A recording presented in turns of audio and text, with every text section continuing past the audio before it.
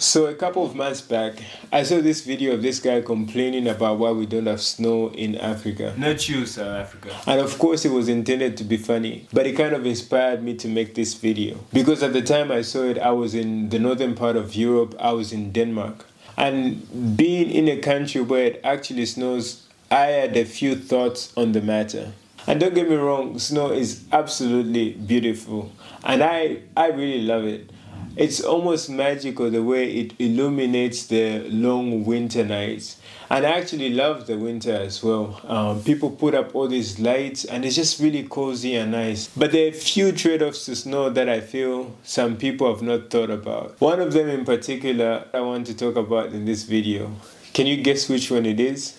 Roads. Yes, roads. It was so surprising to me to see how much is done to keep the roads clear of snow. And it never crossed my mind before. These trucks that go around scraping the snow off the roads, and they actually do this thing where they spread salt on the roads to melt the ice. My initial reaction to all of this was, wow, this looks so expensive. And it is very expensive. Conversations do happen about which roads to prioritize because clearly they can't manage to salt all the roads. Whereas here in Zambia, having the proper roads themselves is the struggle. Much less having to worry about keeping the roads clear of the snow. No. We do not need snow in Africa. Not you, South Africa. But there are a few things that I really appreciate about countries with harsh winters.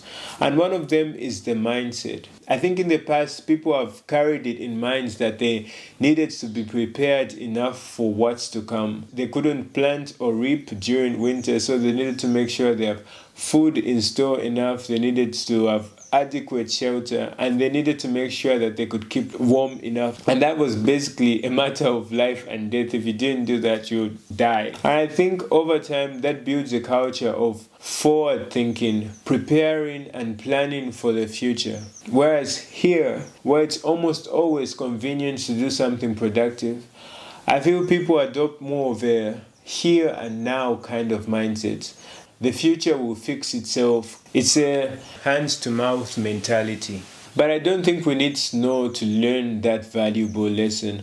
I think we can deliberately decide to live not just for now, but to prepare and make a better future than what we see currently. I think the issues with Africa are not really a resource issue or a climate issue or a geography issue.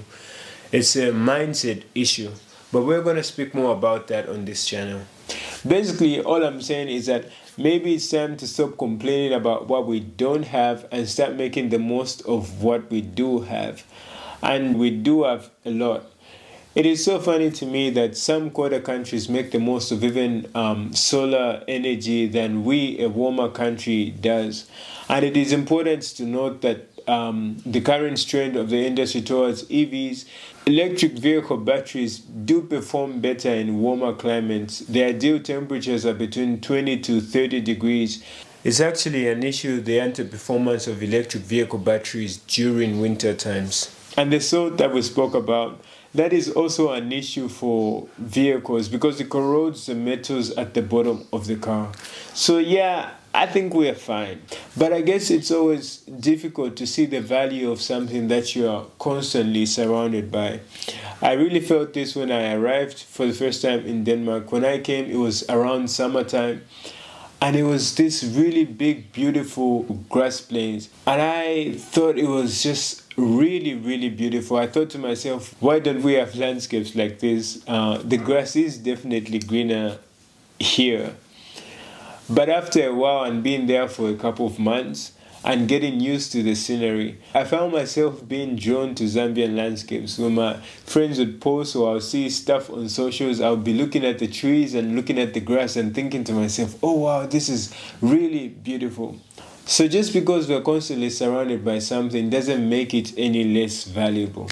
And trust me, we do have a good thing here. I know I'm saying that it's gonna get dusty really soon, but we do have a good thing here. But the question is, what are we gonna do with it?